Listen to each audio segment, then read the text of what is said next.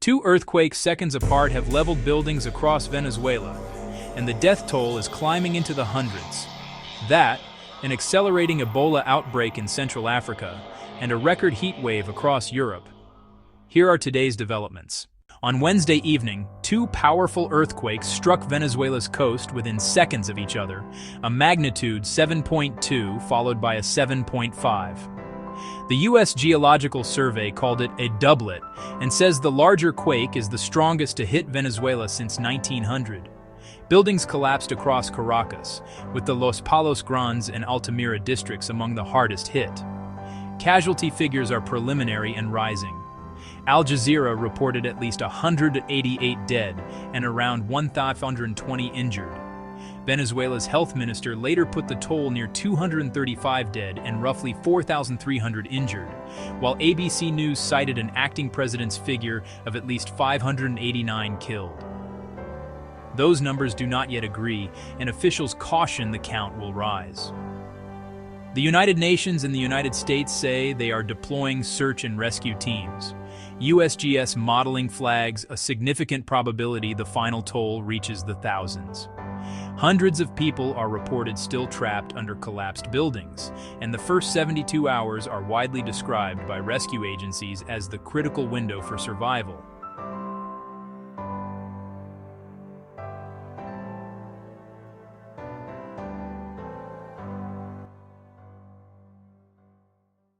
Health authorities say an Ebola outbreak in Eastern Democratic Republic of the Congo has become the second largest on record. As of June 24th, the DRC Health Ministry reported 1,118 confirmed cases and 291 deaths, concentrated in Ituri province, with cases also in North and South Kivu and across the border in Uganda. The World Health Organization says this is the fastest growing first month of any Ebola outbreak in Africa, reaching 250 deaths in 37 days, compared with 78 days in the 2014 to 2016 West Africa outbreak. One caveat, the case count is contested. CIDRAP reports the WHO has at points sharply revised the numbers, so figures remain provisional. The strain is the Bundibugyo virus, for which there is no licensed vaccine or specific treatment, unlike the Zaire strain targeted by existing vaccines. The WHO says it is scaling up surveillance, contact tracing, and cross-border preparedness.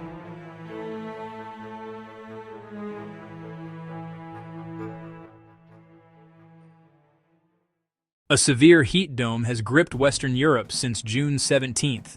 Spain recorded 45.1 degrees Celsius, about 113 Fahrenheit, at Andújar on June 22nd.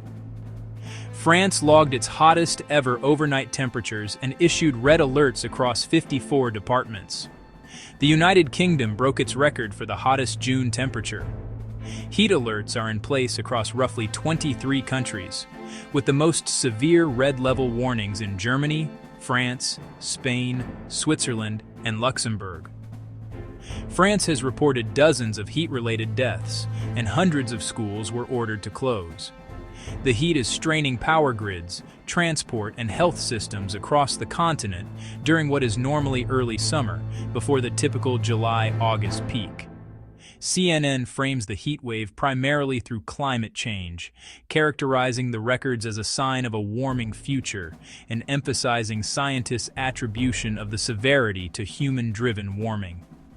CNBC's coverage centers on the immediate operational impact, red alerts, economic disruption, and emergency response, foregrounding adaptation and the strain on infrastructure.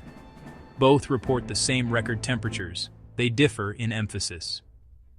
Following the June 17th Islamabad Memorandum, signed remotely by President Trump and Iranian President Pezeshkian to end the 2026 war, technical talks held in Switzerland have hit a dispute over United Nations nuclear inspections.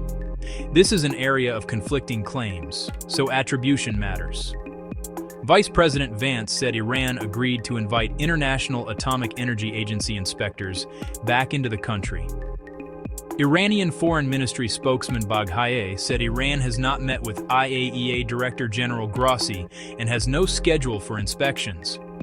Iranian state media also claims the United States agreed to release $12 billion in frozen Iranian assets. Those are claims by the parties, not independently confirmed facts. The Strait of Hormuz, which Iran effectively closed after the war began February 28, is reopening. Roughly 39 ships crossed on Monday, against about 100 a day before the war. The passage carries close to a fifth of the world's oil, so its status affects global energy supply. PBS NewsHour frames the standoff as two governments negotiating in public, emphasizing the gap between Washington's and Tehran's accounts of what was agreed. Al Jazeera's coverage foregrounds the specific sticking points from Iran's vantage, inspections access, and the frozen assets, detailing where each side says talks broke down. Both report the same disputed facts with different emphasis.